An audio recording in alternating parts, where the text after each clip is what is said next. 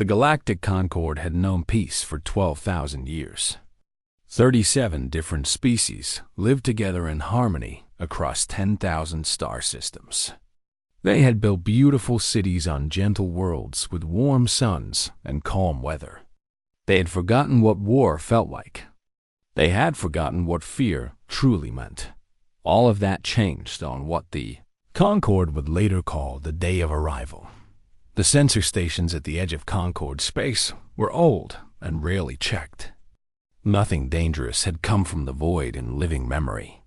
So when the alarms began screaming across every frequency, the technicians thought it was a malfunction, thought it was not a malfunction. 47 massive vessels emerged from fold space in perfect formation. Their hulls were dark gray and covered in scars from weapons fire. Their designs were harsh and angular, built for function rather than beauty. They moved with a purpose that made the watching technicians feel very small and very afraid. Ambassador Veleth of the Serani was eating his evening meal when the emergency signal reached his chambers on the Fimes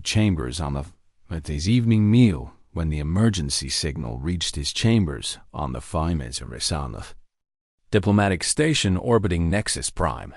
He was a tall and thin being with skin that glowed softly blue and 4 delicate arms that he used for expression as much as for holding things. His species was known for their calm nature and their skill in negotiation. But as he read the sensor data, his skin flickered with colors of alarm. The ships were broadcasting a message in an unknown language. The translation systems were working hard to decode it, but the structure was unlike anything in the Concord database. These beings, whoever they were, had developed completely separately from all known civilization. Veleth called an emergency meeting of all ambassadors present on the station. 12 different species gathered in the Great Hall, their bodies ranging from the floating gas bags of the Mallory to the crystalline forms of the Vex. All of them shared the same expression of confusion and growing fear. "We have decoded their message," announced the station's communication officer, a small furry creature named Tabi. His voice trembled slightly. "They call themselves the Terran Expeditionary Force. They say they come seeking allies against something called the Hive. They say they mean us no harm." "No harm?" repeated Ambassador Corin of the Vex, his crystal body chiming with skepticism. "Look at those ships. They are weapons of war. We have not seen such things in thousands of years." Veleth studied the data more carefully. The vessels were made of incredibly dense metals. They had armor plating that could withstand impacts that would destroy any Concord ship. And the life signs aboard were reading at levels that seemed impossible. High body heat, rapid heartbeats, dense muscle tissue. Whatever these beings were, they were built very differently from any species the Concord had ever encountered. "We should meet them," Veleth said finally. "We cannot make decisions based on fear alone. If they wanted to attack us, they would have done so already." The debate lasted for 2 hours. Some ambassadors wanted to flee. Others wanted to call for the automated defense systems to activate. But in the end, Veleth's argument won. They would meet these strangers and learn their intentions. The human delegation arrived 3 hours later. Commander Nathan Cole was the first to step through the airlock.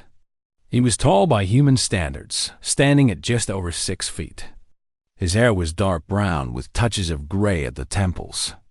His face was weathered and lined, the face of a man who had seen difficult things. He wore a simple gray uniform with minimal decoration, and he moved with a confidence that the watching ambassadors found deeply unsettling. Behind him came 5 other humans. There were 3 men and 2 women, all wearing similar uniforms. They walked with heavy steps, their boots making solid sounds against the deck plates.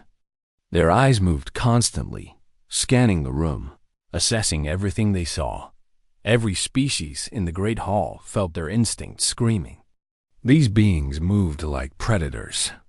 Their bodies were thick with muscle. Their eyes tracked movement with a precision that spoke of hunting. Even standing still, they radiated a sense of barely contained energy. Veles forced himself to step forward, extending one of his 4 hands in what he hoped was a gesture of welcome. "I am Ambassador Veles of the Serani people. On behalf of the Galactic Concord, I welcome you to our space. We received your message and wish to understand your purpose here." Nathan Cole looked at the extended hand for a moment, then reached out and clasped it gently. His grip was warm and firm, and Veles felt the strength contained in those 5 thick fingers. The human could have crushed his delicate bones without effort, but the touch remained gentle. "Thank you, Ambassador. I'm Commander Nathan Cole of the Terran Expeditionary Force. We've traveled a very long way to find you." He paused, and something that might have been sadness crossed his weathered face. "We need your help." Over the next several hours, the humans explained their situation. They came from a planet called Earth, a world on the far side of the galaxy that the Concord had never explored. They had developed space travel on their own and had built a small empire of colony worlds. For a time, they had known peace. Then the Hive had come. Lieutenant Marcus Grant, a younger human with sandy hair and tired eyes, showed them images on a portable display. The Concord ambassadors watched in horror as they saw worlds being consumed. Massive organic ships descended on human colonies, and billions of creatures poured out to devour everything in their path. Cities burned. People ran and screamed and died. 17 worlds, Marcus said quietly. 4 billion people. Gone in less than 2 years. The room was silent. The Concord species had no frame of reference for such destruction. They had never seen anything die in violence. They had never imagined that such things were possible. Nathan Cole stepped forward again. "We've been fighting the Hive for 40 years. We've learned how to hurt them, how to slow them down. But we can't stop them alone. Their numbers are too great. So we set out to find others, to find allies who might stand with us." He looked around the room at the frightened faces of a dozen different species. "We found you." Veles felt his skin shifting through colors he could not control. Fear and confusion and something else, something he could not name. These humans had traveled across the entire galaxy while fighting a war for their survival. They had lost billions of their own kind. And still they had come, seeking not conquest, but friendship. "What exactly are you asking of us?" Veles asked. Nathan Cole met his eyes directly. The human's gaze was steady and honest and filled with a desperate hope. "We're asking you to help us survive. And in return, we'll do everything in our power to protect you from what's coming. Because make no mistake, Ambassador, the Hive doesn't stop. They don't negotiate. They don't show mercy. Sooner or later, they will find you too." The weight of those words settled over the great hall like a cold shadow. The Concord had believed themselves safe in their peaceful corner of the galaxy. They had believed that the universe was a gentle place. The arrival of the Deathworlder fleet had shattered that belief forever. The Concord gave the humans a section of the diplomatic station for their use. It was meant as a gesture of hospitality, but Veles suspected that the other species simply wanted the terrifying newcomers as far away as possible. The humans accepted the arrangement without complaint and set about making the space their own. Dr. Kira Lawson was the fleet's chief medical officer. She was a woman in her early 40s with short brown hair and kind eyes that crinkled at the corners when she smiled. The Concord Scientific Council had requested a meeting with her to learn more about human biology, and she had agreed without hesitation. The meeting took place in a large laboratory, filled with scanning equipment and analysis tools. 12 of the Concord's finest scientists were present, representing 8 different species. They had prepared hundreds of questions. They had no idea how unprepared they were for the answers. Kira stood before them with a holographic display, showing a diagram of the human body. She spoke in a calm and patient voice, the voice of someone used to explaining difficult concepts. "Humans evolved on a planet we call Earth," she began. "By your classification standards, Earth would be considered a Class 12 death world. Scientist Prime Athani, a being with membrane-thin wings and large compound eyes, made a sound of disbelief. Class 12? That classification is theoretical. No sapient species has ever evolved on a world rated above Class 7. Kira smiled slightly. "Well, we did. Earth has a gravity of 1 standard G, which I understand is nearly twice what most of your species experience. Our atmosphere contains a gas called oxygen at 21% concentration. Oxygen is highly reactive and toxic to most known life forms. Our world experiences extreme weather patterns, including hurricanes, tornadoes, and electrical storms. The temperature range across our planet varies by over 100 degrees. And our ecosystem—" She paused, seeming to search for the right words. "Our ecosystem is based entirely on competition and consumption. Every organism on our world survives by eating other organisms." The scientists stared at her in silence. One of the Mallory, a floating gas-bag creature named Vaughn, began to drift toward the exit before catching himself. Kira continued. "Humans evolved as pursuit predators. Our ancestors would chase prey animals across the savannah for hours or even days until the prey collapsed from exhaustion. We developed the ability to regulate our body temperature through sweating, which allowed us to outlast almost any other creature on our planet. You hunted by simply refusing to stop?"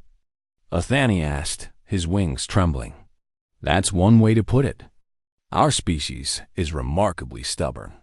Kira pulled up another diagram showing human internal organs. "Our bodies contain multiple redundant systems. We have 2 kidneys, 2 lungs, and a liver that can regenerate itself if damaged. We can lose significant amounts of blood and continue functioning. We can survive injuries that would kill any other species in your Concord." She showed them images of humans recovering from wounds. Broken bones that healed. Torn muscles that rebuilt themselves. Skin that grew back over cuts and burns. The scientists watched with a mixture of fascination and horror. "Our immune system is particularly aggressive," Kira explained. "We share our world with billions of microscopic organisms, many of which are harmful. Our bodies are constantly fighting off infections.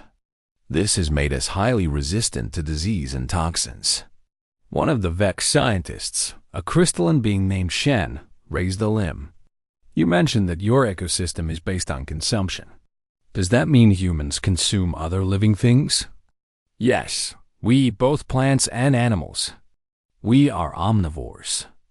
Kira watched their reactions carefully. "I understand this is disturbing to many of you, but this is simply how life developed on our world. We did not choose it. We adapted to survive it." The meeting continued for several hours. Kira explained that humans could survive without sleep for days when necessary. She described how their bodies produce natural chemicals, called adrenaline and cortisol, that enhance their strength and speed in dangerous situations. She told them about the human heart, a muscle so powerful that it could beat 3 billion times over a lifetime without rest. But it was not just human biology that shocked the Concord scientists.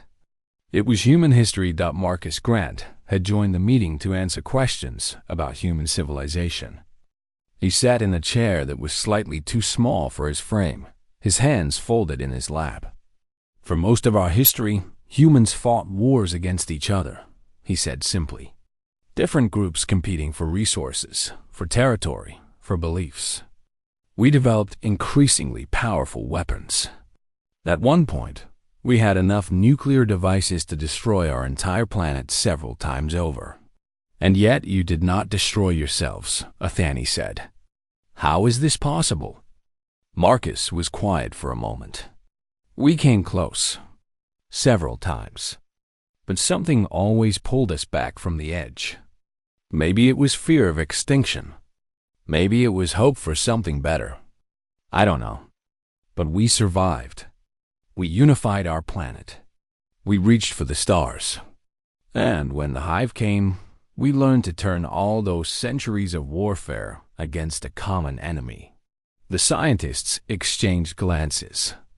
They had spent their entire lives believing that violence was a sign of primitive development. They had assumed that any species advanced enough to travel between stars would have evolved beyond such things. The humans had proven them completely wrong. After the meeting, Velith found Kira alone in the observation lounge, looking out at the stars. He approached slowly, still somewhat nervous around humans despite spending time with them. "May I join you?" he asked. Kira turned and smiled. "Of course, Ambassador, please." They stood together in silence for a moment. The stars glittered cold and bright against the darkness. "I saw the way your colleagues looked at us today," Kira said finally. "Like we were monsters." Velith shifted uncomfortably. "They are afraid. We all are. Your kind is unlike anything we have ever encountered. I understand. Believe me, I do." Kira turned to face him directly. "But I want you to know something, Ambassador. Everything that makes us frightening also makes us useful. We didn't evolve on a death world by choice. We were forged by it. And now we use that strength to protect the people we care about." "The people you care about," Velith repeated. "But we are strangers to you. Why would you protect us?" Kira's expression softened. "Because that's what humans do. We find family wherever we go. We adopt people into our hearts, whether they want it or not. Your Concord may see us as monsters, but we see you as neighbors we haven't met yet." She reached out and gently touched his arm. "Give us a chance, Ambassador. Let us show you who we really are." Velith felt the warmth of her hand through his thin skin. Such casual physical contact was rare among his people, but he found that he did not mind. There was something genuine in this human woman, something that went beyond the frightening exterior. "I will try," he said quietly, "but I cannot speak for the Council. Many of them want you to leave." Kira nodded, unsurprised. "We expected that. But we're not leaving, Ambassador. Not until we find allies against the Hive, or until we're certain that you're safe." She looked back out at the stars. "One way or another, we'll prove ourselves. That's what humans have always done." In the weeks that followed, the debate over the human presence consumed the Concord Council. Some species called for immediate expulsion. Others argued for a cautious alliance. And through it all, the humans waited patiently, offering assistance wherever they could, slowly winning hearts one small kindness at a time. They did not know that time was running out. They did not know that the Hive had already found them.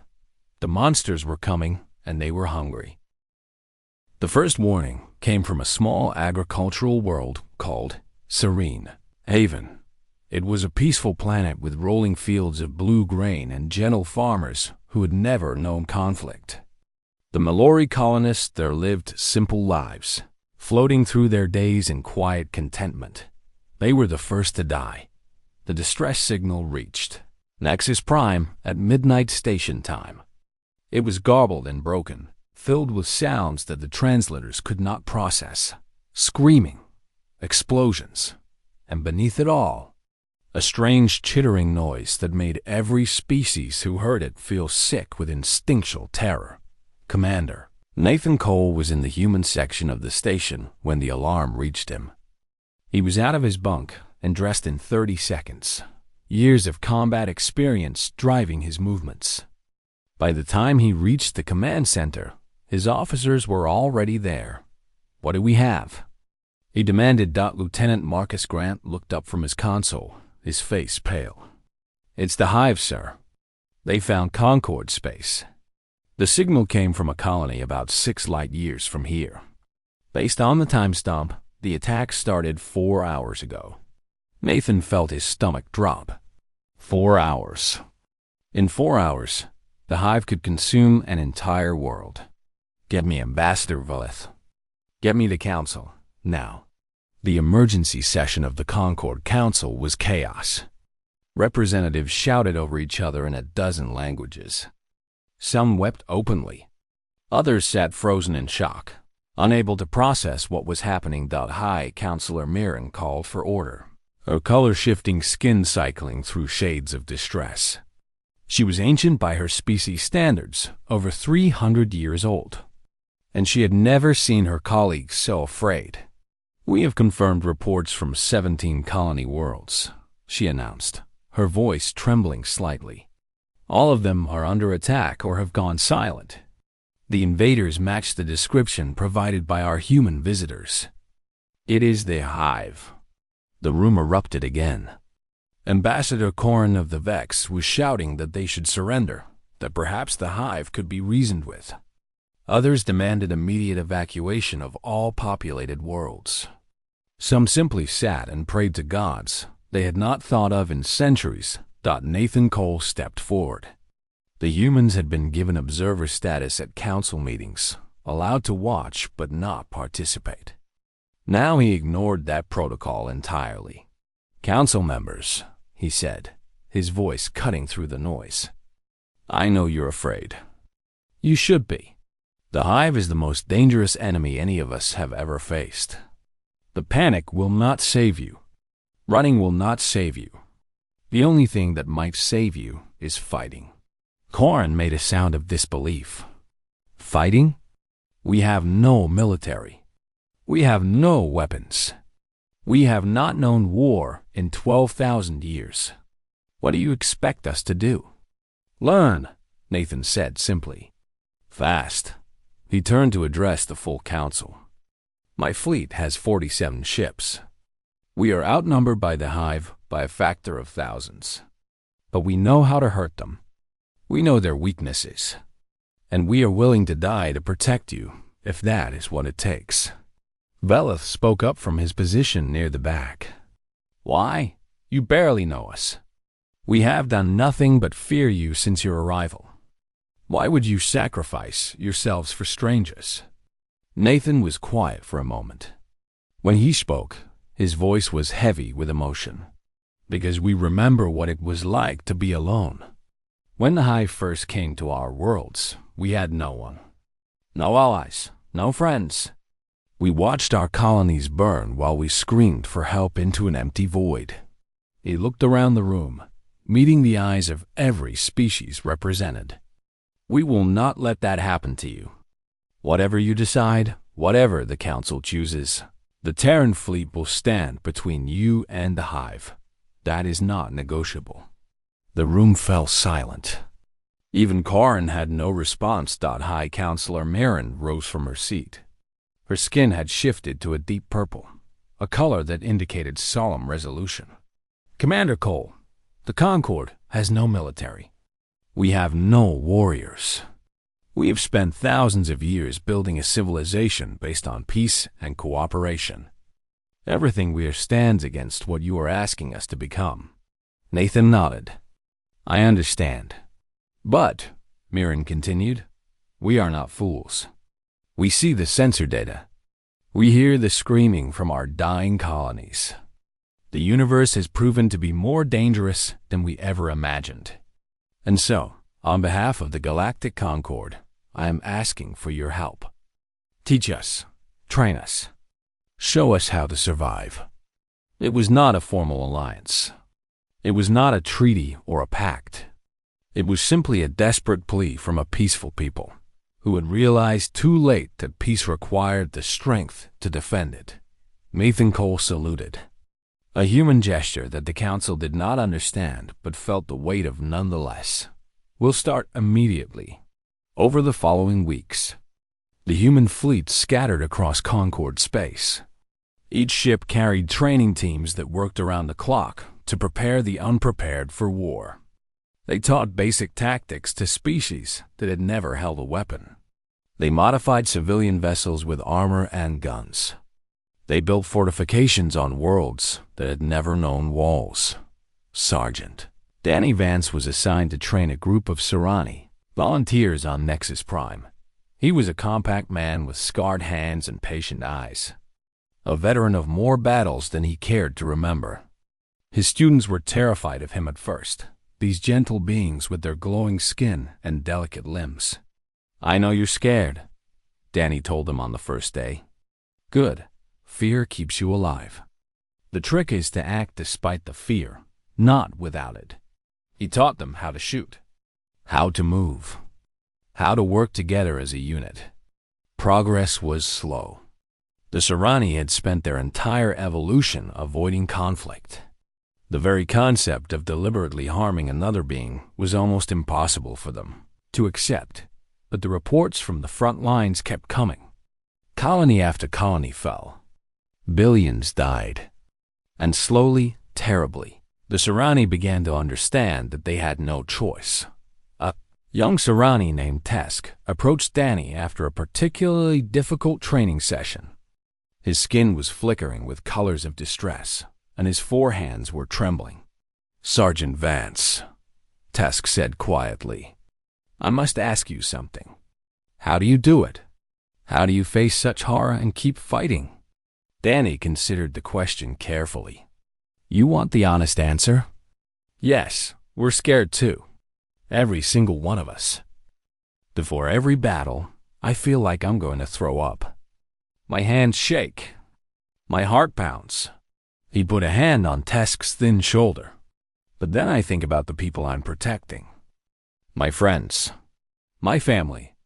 The kids who deserve a chance to grow up. And I realize that my fear doesn't matter.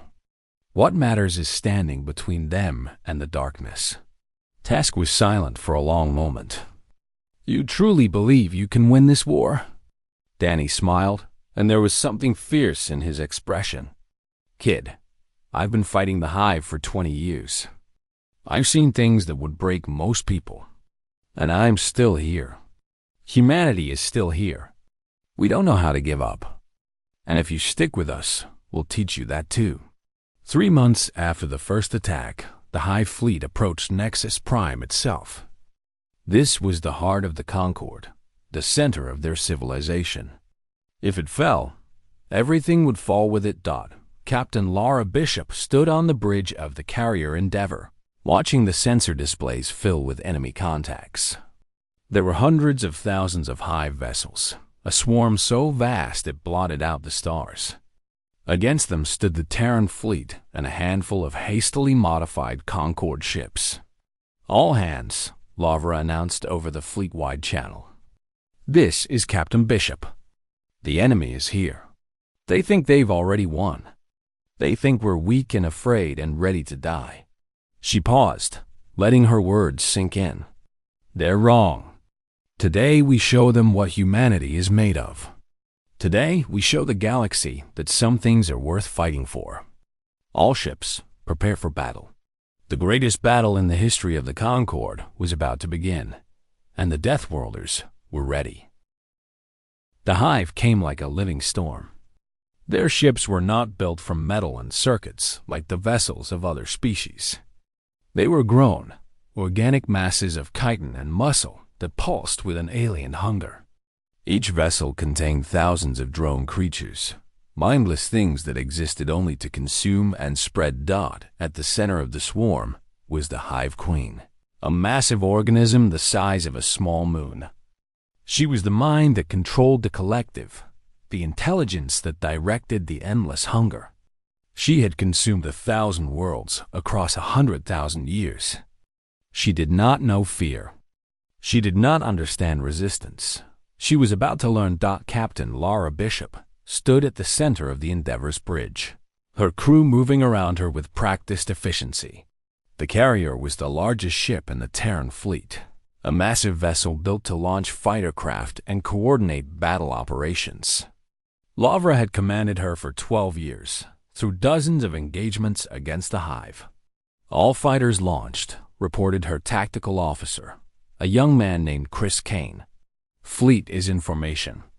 Concord vessels are holding position on our flanks. Laura nodded. The Concord ships were mostly civilian craft that had been hastily armed with whatever weapons the humans could provide. Their crews were terrified and barely trained. But they were here, and that was what mattered. "Open a channel to all ships," Laura ordered. The communication systems crackled to life, connecting her voice to every vessel in the combined fleet. "This is Captain Bishop of the Endeavor. I'm not going to lie to you. The enemy outnumbers us by a factor we can't even calculate. By every measure of military logic, we should not be able to win this battle." She paused, letting the weight of her words settle. "But here's what the Hive doesn't understand. Humans don't fight because we think we'll win. We fight because some things are worth dying for. And today, we fight for every species in the Concord. We fight for every child who deserves a chance to grow up. We fight for the future." Across the fleet, humans and Concord species alike listened in silence. The Hive thinks they know us. They've studied our tactics. They've analyzed our weapons. But they don't know our hearts. They don't understand what it means to love something so much that you would rather die than see it destroyed. Laura's voice grew fierce. "Today, we show them. Today, we teach them fear. All ships, engage." The Terran fleet surged forward like a spear thrown at the heart of the enemy. 47 ships against hundreds of thousands. It should have been suicide. It should have been over in minutes. It was anything but. The human ships fought with a fury that the Hive had never encountered. Their weapons were designed specifically for killing Hive vessels. Decades of research and development focused on a single purpose. Plasma cannons tore through organic hulls. Kinetic rounds shattered chitinous armor. Missile swarms targeted the neural clusters that allowed the Hive ships to function. And when the weapons failed, the humans got creative. Commander Nathan Cole was aboard the destroyer Vigilant, leading a squadron directly into the heart of the Hive formation. His ship took hit after hit, systems failing one by one, but the crew refused to stop fighting. "Sir, we've lost main propulsion," his engineer reported. "Weapons are at 30%. Hull breaches on decks 4 through 7. Nathan gripped the arms of his command chair. "Can we still move?" "Barely." "Then we're not done yet." "Hell, put us on a collision course with that carrier. If we're going down, we're taking them with us." The Vigilant accelerated on its remaining engines, plunging directly toward a massive Hive carrier that was launching swarms of smaller attack craft. At the last moment, Nathan gave the order to evacuate. The crew piled into escape pods and launched clear just before the Vigilant struck the enemy vessel. The explosion was visible from 1,000 kilometers away. The Hive carrier cracked apart, spilling thousands of drone creatures into the vacuum of space.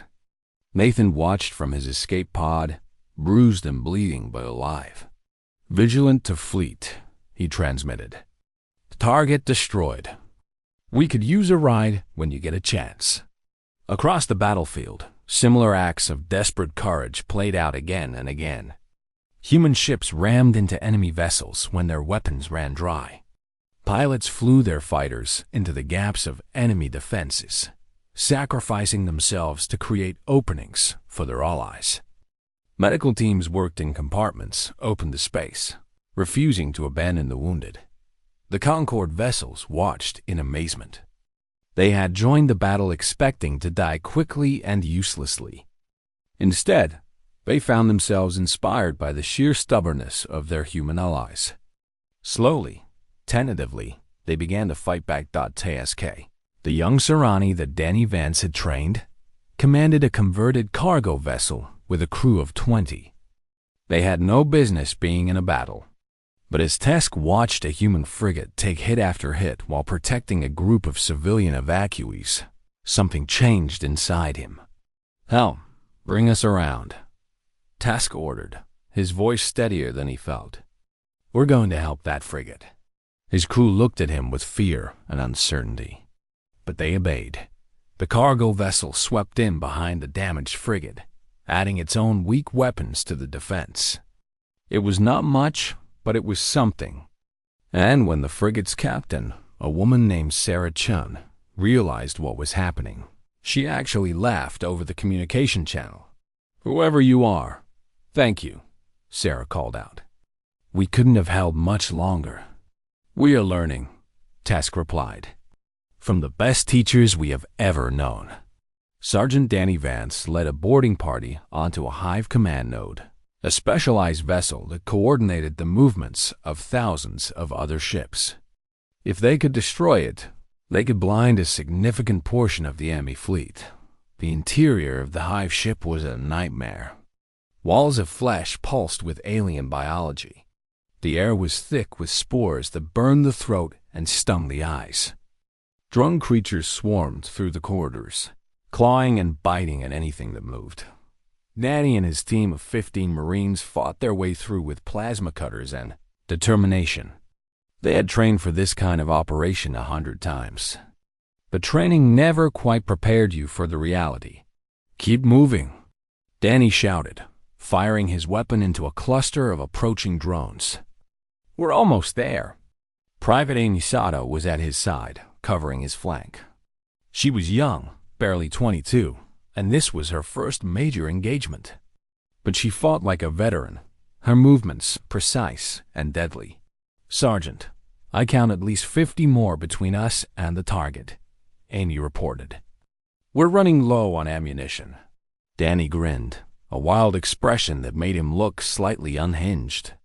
"Then we'll use our hands if we have to." Humanity didn't get this far by giving up. They pushed forward, step by bloody step. 3 Marines fell along the way, pulled down by swarms of drones. But the others kept going, kept fighting, kept refusing to stop. When they finally reached the command node's central chamber, Danny was down to his combat knife and a single grenade.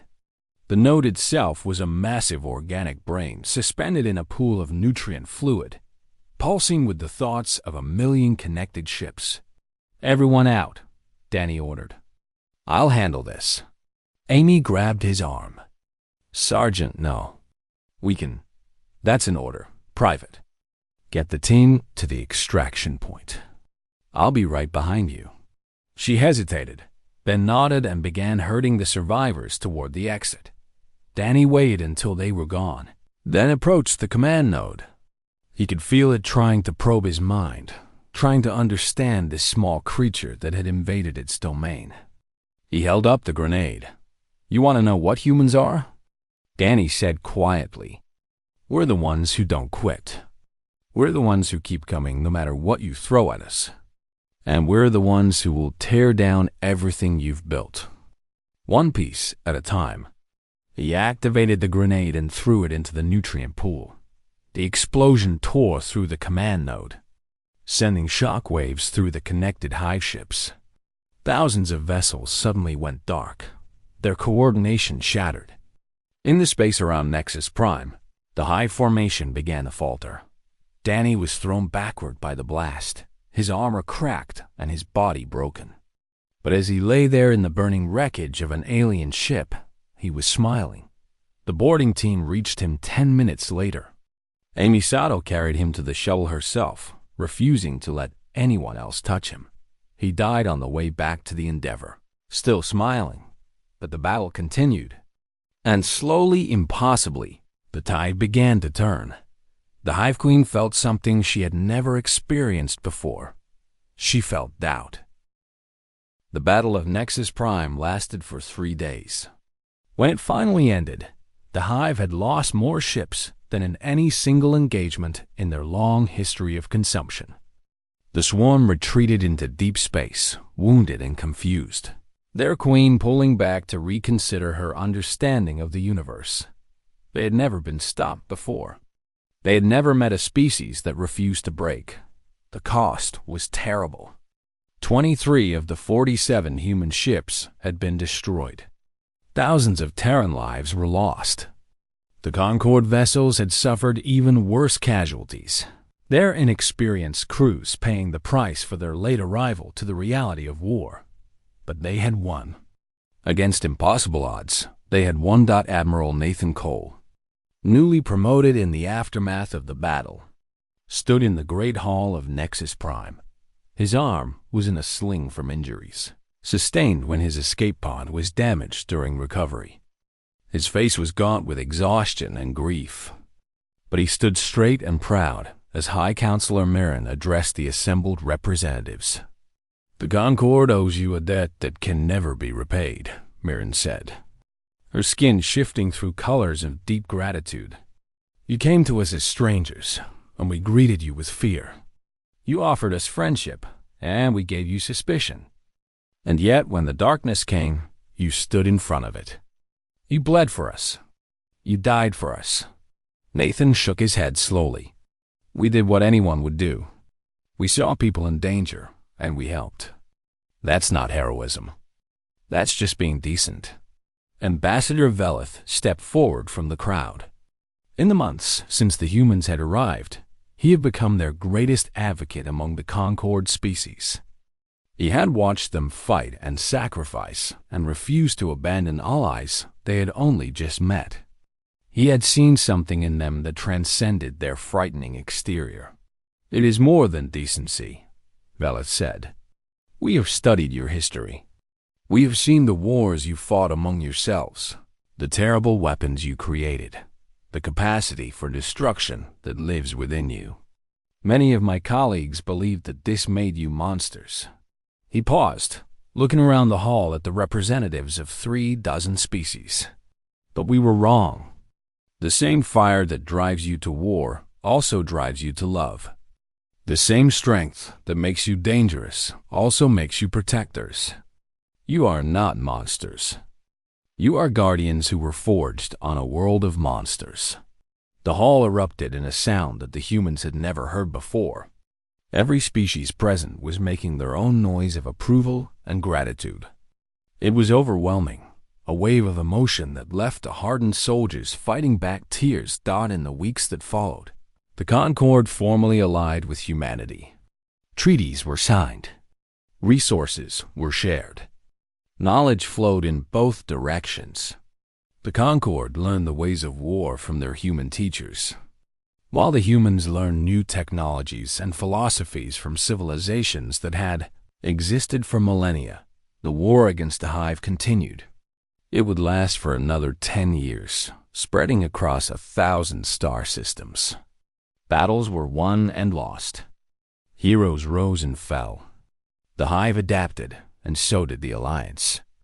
It was a long and bloody struggle that tested every species involved. But something had changed in that first great battle at Nexus Prime. The Concord species had discovered something within themselves that they never knew existed. They could fight. They could be brave. They could stand against the darkness and refuse to yield. And they had learned these things from the Deathworlders who had arrived on their doorstep asking for help. 10 years after the Battle of Nexus Prime, Admiral Nathan Cole stood on the observation deck of the newly constructed Unity Station. He was older now, his hair fully gray, his body carrying the scars of a decade of warfare. But his eyes were still sharp, and his spirit was unbroken. Beside him stood Ambassador Veleth, who had risen to become the head of the Concord Human Joint Council. They watched as a fleet of mixed vessels conducted training exercises in the space around the station. Human ships flew alongside Serani cruisers and Mallory carriers. Young officers from a dozen species worked together on bridges designed to accommodate their different needs. "We received word from the front lines this morning," Nathan said quietly. "The Hive Queen is dead. Our forces destroyed her flagship and the Alderaan system. Without her, the collective is falling apart. The war is effectively over." Veleth was silent for a long moment. So many dead. So many worlds lost. Was it worth it? Nathan considered the question carefully. "I don't know. I lost a lot of good people. Friends. Family. Sometimes I wonder if there was another way. A path we couldn't see." He turned to look at the alien who had become one of his closest companions. "But when I watch those ships out there, when I see what we've built together, I think maybe something good came from all that pain." A small figure approached them from behind. It was a young Serani child, no more than 6 years old by human reckoning. He had been orphaned during the war when his colony was attacked by the Hive. A human family had adopted him, giving him a home and a name that worked in both languages.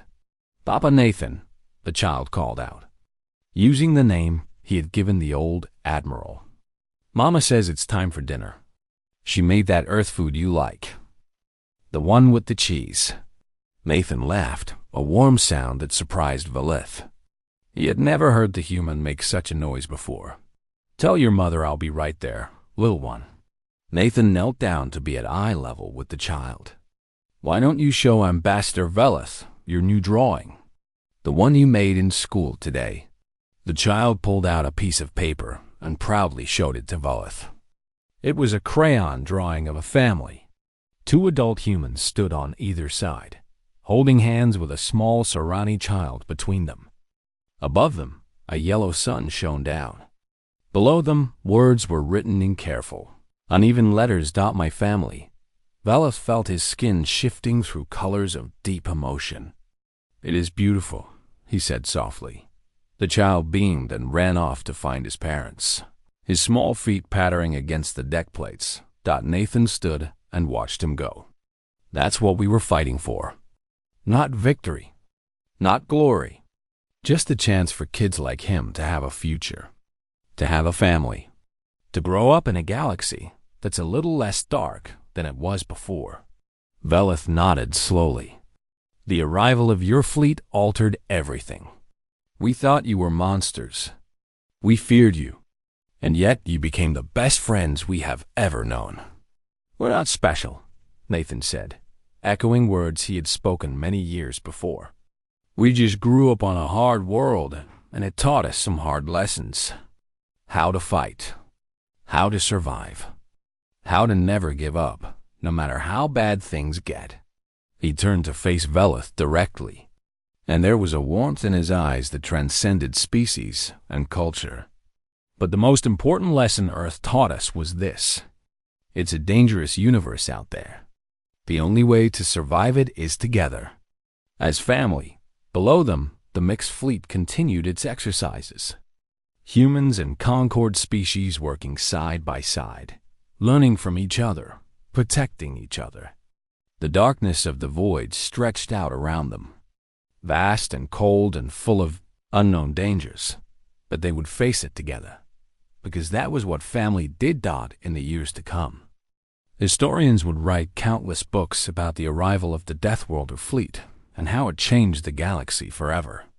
They would analyze the battles and the treaties and the cultural exchanges. They would debate the significance of events and the motivations of the people involved. But the truth was simpler than any academic paper could capture. A group of frightened, desperate humans had crossed the galaxy looking for help. They had found a civilization that was peaceful but unprepared for the horrors that were coming. And instead of taking advantage of their weakness, the humans had stood as guardians. They had bled and died for strangers. They had refused to abandon those who needed them. In doing so, they had proven something that the galaxy had forgotten. That the universe was not just a place of darkness and consumption. It was also a place where compassion existed, where courage mattered, where love could triumph over fear. The Deathworlders had come from a planet that tried to kill them every single day, and they had brought with them the most dangerous weapon of all. Hope.